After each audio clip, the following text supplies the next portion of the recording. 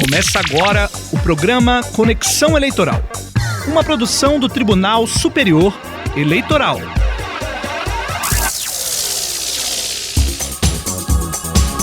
Olá, eu sou Fábio Ruas. E eu sou Jane Costa. Começa agora o programa Conexão Eleitoral. Uma iniciativa do Tribunal Superior Eleitoral para levar até você as principais informações da Justiça Eleitoral brasileira. TSE lança novo sistema de filiação partidária que já está em funcionamento 24 horas por dia. E mais, Corte Eleitoral promove mobilização nas redes sociais em alusão ao Dia Internacional da Democracia. E ainda, no segundo spot da série Enfrentamento à Desinformação, especialistas falam sobre o impacto da desinformação nas eleições. Você acompanha o programa Conexão Eleitoral com as principais informações da Justiça Eleitoral em todo o país.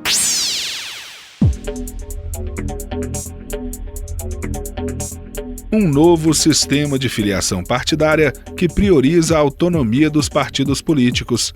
Com isso, as siglas podem cadastrar quem vai encaminhar os dados dos eleitores à Justiça Eleitoral. É o Filia, o coordenador de registros partidários, autuação e distribuição do TSE, Brunei Brum, explica como se dá essa maior liberdade de atuação que o novo Filia oferece aos partidos. A principal mudança é a possibilidade dos partidos, dos diretórios trabalharem de forma concomitante, tanto municipal quanto estadual quanto nacional. Eles podem, ao mesmo tempo, trabalhar na mesma lista de filiação partidária. Ou, caso o estatuto do partido político defina de forma diferente, querendo centralizar as informações no âmbito nacional, também pode trabalhar assim, respondendo por todas as listas dos municípios do país. A apresentação do novo sistema ocorreu na quinta-feira, dia 5. Representantes de 15 dos 33 partidos políticos brasileiros participaram de um encontro com a equipe técnica do Tribunal Superior Eleitoral.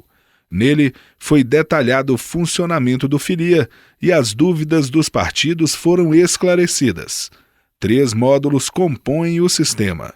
O módulo interno é de uso exclusivo dos servidores da Justiça Eleitoral para gerenciar as informações. O módulo Consulta Pública é para o eleitor ter acesso aos dados públicos dos filiados e permite emissão e validação de certidão. Já o módulo externo é de uso dos partidos, como explica o coordenador de registros partidários, autuação e distribuição do TSE, Brunei Brum. O módulo externo é aquele destinado aos partidos, para que os partidos estejam inserindo filiação, desfiliação, cadastrando usuários e submetendo a lista de filiações. Caso ocorra inconsistência no cadastro, o eleitor pode acionar a Justiça Eleitoral, que vai solicitar esclarecimentos ao partido político. Quando houver dupla filiação partidária, sempre prevalecerá a mais recente. Promover o desenvolvimento e o respeito pelos direitos humanos e as liberdades fundamentais é um dos objetivos que moveram a Organização das Nações Unidas, ONU, a criar o Dia Internacional da Democracia em 15 de setembro de 2007. No Brasil, a soberania popular se concretiza a cada 2 anos, quando a população se manifesta nas urnas para eleger seus representantes. Em eleições gerais, são escolhidos presidentes, senadores, governadores e deputados federais, estaduais e distritais. Em eleições municipais, são eleitos prefeitos e vereadores. No entanto, como lembra a presidente do Tribunal Superior Eleitoral, ministra Rosa Weber, a democracia não se resume a escolhas periódicas por voto secreto e livre. Democracia é também exercício constante de diálogo e de tolerância, de mútua compreensão das diferenças, de sopesamento pacífico de ideias distintas, até mesmo antagônicas, sem que a vontade da maioria, cuja legitimidade não se contesta, busque suprimir ou abafar a opinião dos grupos minoritários, muito menos tolher ou comprometer-lhes os direitos constitucionalmente assegurados. Um dos principais fundamentos assegurados pela nossa Constituição Federal, previsto já no primeiro artigo da Carta de 1988, é o regime democrático.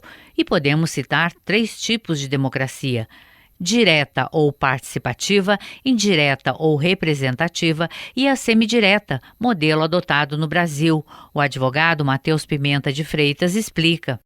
São os modelos em que há a democracia indireta, em que há eleição de representantes, eleição de pessoas para agirem em nome da sociedade, mas que também prevê mecanismos de democracia direta, de participação direta na democracia. Aqui temos, por exemplo, no caso do Brasil, o plebiscito, o referendo e a iniciativa popular. No caso do plebiscito e referendo são consultas da população sobre um determinado ato normativo ou um ato administrativo. E a iniciativa popular é a possibilidade de a população, respeitado lá todo o quórum da legislação, apresentar uma proposta de lei para que seja deliberada em casa e no Congresso Nacional. E o que está faltando na nossa democracia? A professora da Faculdade de Direito da Universidade de Brasília, Thalita Rampin, cita 2 grandes desafios que devem ser enfrentados. O exercício do direito à informação e também o direito de você ter acesso a uma educação que te possibilite ter uma reflexão crítica sobre as informações e os dados que chegam à população, né? Sem informação, sem educação, a gente não tem democracia, porque democracia ela pressupõe o diálogo, a reflexão crítica, a tomada de decisão de uma forma coletiva e consciente com problemas que são concretos da realidade social. Para marcar o Dia Internacional da Democracia, o TSE vai se mobilizar por meio do Twitter, Facebook e Instagram com a hashtag Democracia Todo Dia. A ação da Justiça Eleitoral será desenvolvida a partir desta sexta-feira, 13, até a próxima segunda, 16, conta a analista de redes sociais do Tribunal, Raquel Dimansky. E além do tema eleições, né, que é um foco muito importante da Justiça Eleitoral, a gente vai falar de outras formas de participação democrática, né, a participação das pessoas em audiências, dos conselhos sociais, a própria iniciativa popular de projetos de lei é um tema que a gente vai abordar, e também de coisas que são negativas para a democracia, como o próprio fenômeno da desinformação. São temas que a gente vai trabalhar durante a ação, vai, enfim, despertar para algumas reflexões, para algumas discussões, vamos promover alguns quiz, trabalhar alguns temas e conceitos e convidamos todo mundo a participar usando a hashtag Democracia Todo Dia.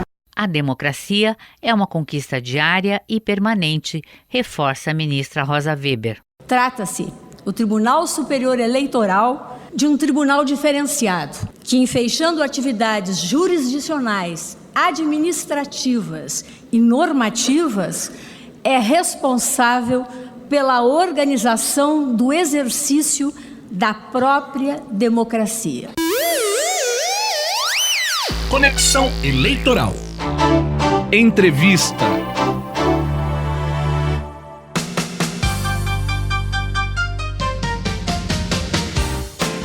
O Dia Nacional de Luta da Pessoa com Deficiência é celebrado em 21 de setembro. E é sobre acessibilidade que vamos falar agora, aqui no programa Conexão Eleitoral. Eu converso com Paulo Lucena, chefe da seção de orientações cartorárias do Tribunal Regional Eleitoral do Distrito Federal, sobre acessibilidade. Paulo, que tipo de adaptações a Justiça Eleitoral oferece aos eleitores?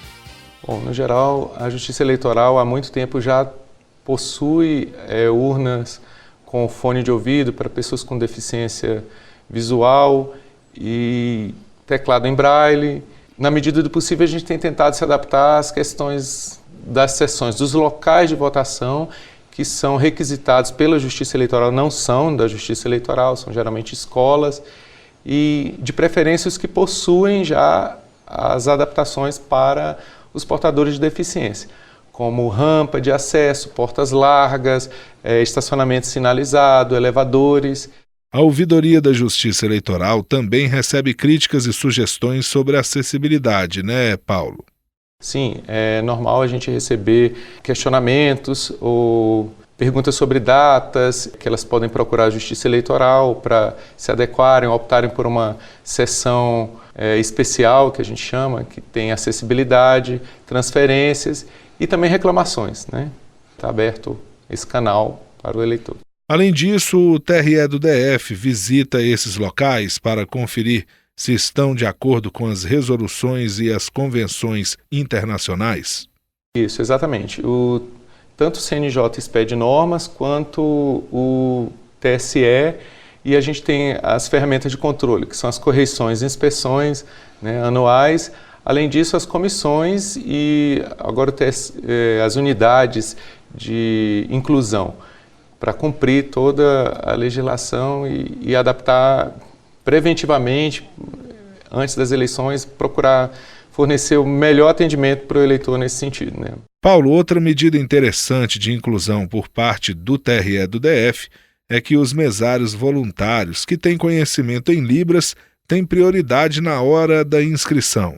Exatamente, a gente pede para que o mesário voluntário, ao se cadastrar, ele já marque lá se ele possui conhecimento em Libras, e como ainda é uma quantidade não muito grande, a gente geralmente deixa ele disponível como agente de informação na escola, porque aí ele pode atender qualquer sessão, qualquer eleitor que já se apresenta no local de votação com alguma limitação. É importante que o eleitor com necessidade especial peça à Justiça Eleitoral a transferência para uma sessão adaptada? Isso é importante. Até o fechamento do cadastro, e depois, se ele não conseguir atender esse prazo e houver alguma deficiência superveniente e ele quiser votar no local com essa adaptação, ele pode optar. Em 2018, foi entre julho e agosto, ele pôde fazer uma transferência temporária para uma sessão adaptada. Quem quiser pedir transferência para uma sessão adaptada, tem que fazer o quê? Ele pode se dirigir a qualquer cartório eleitoral e optar por essa marcação de acessibilidade e transferência. Ou até o fechamento do cadastro. Geralmente ocorre 150 dias em anos eleitorais, antes da eleição em anos eleitorais. Tanto no Distrito Federal, que não tem eleição municipal ano que vem, o cadastro fecha em maio, como no restante do Brasil, primeira semana de maio, mais ou menos. E também ele tem aquele outro prazo, nos anos de eleições gerais, para fazer aquela transferência temporária entre julho e agosto. Eu conversei sobre acessibilidade com Paulo Lucena, chefe da seção de orientações cartorárias do Tribunal Regional Eleitoral do Distrito Federal. Muito obrigado pelas informações. O Conexão Eleitoral veicula nesta semana o segundo episódio da série de 5 spots de rádio sobre enfrentamento à desinformação. O material traz depoimentos de especialistas nacionais e internacionais que participaram do Seminário Internacional Fake News e Eleições, realizado em maio pelo TSE, com o apoio da União Europeia. Eles destacam a importância da mobilização para coibir a disseminação de notícias falsas e contestam a expressão fake news. E explicam ainda como o cidadão pode se defender dessas ações, além de ressaltar o papel da Justiça Eleitoral na cruzada contra a desinformação. No episódio de hoje, o repórter Henrique Amaral vai mostrar como se dá o impacto das desinformações nas eleições. Vamos ouvir? Enfrentamento à desinformação. Os termos desinformação e fake news costumam aparecer quando uma eleição se aproxima. Quando há cargos eletivos em disputa, as notícias falsas são amplamente divulgadas. Para o presidente da Associação Brasileira de Jornalismo Investigativo, Daniel Bramati, esse tipo de prática pode, inclusive, influenciar o processo eleitoral. Acho que esse impacto existe e ele é um impacto pernicioso porque ele afeta a capacidade das pessoas de fazer um voto consciente e embasado em informações que têm base na realidade. Gilberto Scofield Jr., diretor da agência Lupa, que trabalha com checagem de informações, também acha que a desinformação pode trazer danos às eleições. Compromete, inclusive, a lisura do processo eleitoral e do processo democrático como um todo. A gente está falando de eleição. Estados Unidos, França, Brasil, Espanha. Democracias do mundo inteiro viram as notícias falsas se espalharem durante os processos eleitorais. É aquela coisa, boatos sempre existiram, mas a internet e ferramentas como as redes sociais acabam contribuindo para agravar o problema da desinformação, como lembra o professor de marketing político Marcelo Vitorino. É curioso que o problema de fake news ele acabou nivelando a democracia como um todo. Antigamente você tinha democracias já estabelecidas e as democracias recentes como a nossa. E elas tinham os seus problemas. Agora, o problema da fake news, ele é transversal. Então você tem isso no mundo, em democracias já bem estabelecidas, como a estadunidense, a democracia inglesa, que estão sofrendo com o mesmo problema que nós, que temos um processo democrático relativamente curto, também sofremos. A internet e as novas tecnologias facilitaram a divulgação de notícias falsas. Por outro lado, a cada votação, os governos e a sociedade aprendem a combater o problema. E o Tribunal Superior Eleitoral segue trabalhando para que o impacto da desinformação nas eleições fique cada vez menor. Para a advogada Thaís Gasparian, as democracias estão aprendendo a combater a desinformação. Nem aqui no Brasil, nem na França, por exemplo, e nas eleições que se seguiram, eu acho que já houve um combate, uma organização melhor da sociedade, dos estados, para desmentirem a má informação, a desinformação, essa técnica de desinformação. O pior, eu acho que foi o pior impacto tenha sido nos Estados Unidos, é o que eu acredito. Enfrentamento à desinformação. Justiça Eleitoral. Você está ouvindo Conexão Eleitoral. Fique por dentro. O Tribunal Regional Eleitoral do Ceará inaugurou mais um posto de atendimento ao eleitor no Centro de Inclusão Tecnológica e Social, no bairro Prefeito José Walter. A média atual de atendimentos é de 2.500 eleitores por dia em Fortaleza, mas ainda precisam comparecer mais de 700 mil pessoas. O TRE cearense montou uma rede de atendimento com 15 locais fixos e a unidade móvel.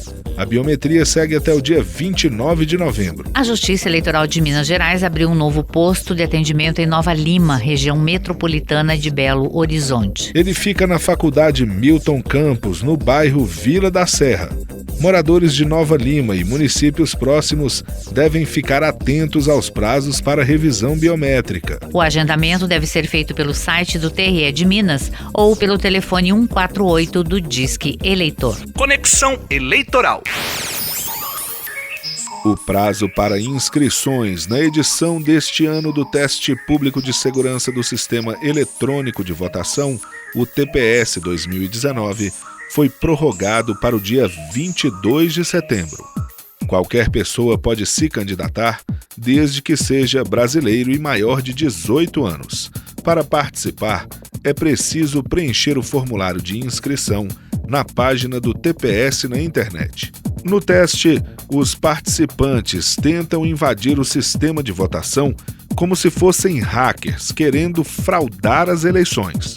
Com isso, o TSE se previne de eventuais tentativas de burlar o resultado do pleito ou mesmo o sigilo do voto, como explica o assessor da Secretaria de Tecnologia da Informação do TSE, Eumano Amâncio. Permite que eu apresente os sistemas para a sociedade e, ao mesmo tempo, permite que a sociedade agregue valor de segurança na medida em que possa encontrar possíveis vulnerabilidades e falhas no sistema e apresente isso para que nós possamos corrigi-los. O sistema vai ser usado nas eleições municipais de 2020. O assessor da Secretaria de Tecnologia da Informação, Eumano Amâncio, lembra que devem ser cumpridas algumas etapas até a realização do teste entre os dias 25 e 29 de novembro. Em outubro, nós abrimos os códigos-fontes e colocamos vídeos expositivos sobre os sistemas eleitorais para que esses pré-inscritos possam entender melhor o sistema e apresentar seus planos de testes. Então, de 14 a 27 de outubro, eles apresentarão seus planos de testes, que é a forma detalhada de como eles pretendem atacar os sistemas eleitorais. Uma vez de posse desses planos, a gente faz uma seleção daqueles que têm um maior potencial de êxito e eles vão comparecer ao TSE para poder executar esses planos de testes. Além do formulário de inscrição, os documentos exigidos devem ser encaminhados ao TSE até o dia 22 de setembro. O resultado dessa primeira fase vai ser publicado no dia 26 de setembro. Como nós trabalhamos num cenário de colaboração, se existe uma vulnerabilidade, a nossa expectativa é que, de fato, essa vulnerabilidade, essa falha, ela seja detectada para que a gente possa corrigi-la em tempo das eleições.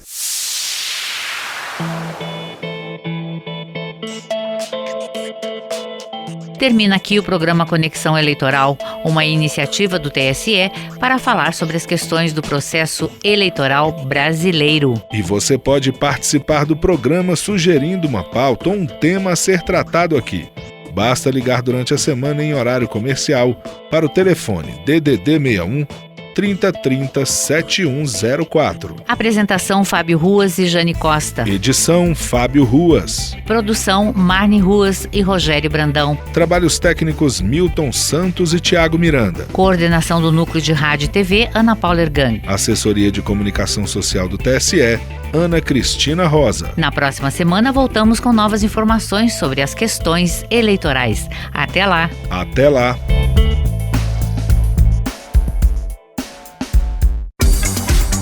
Termina aqui o programa Conexão Eleitoral, uma produção do Tribunal Superior Eleitoral.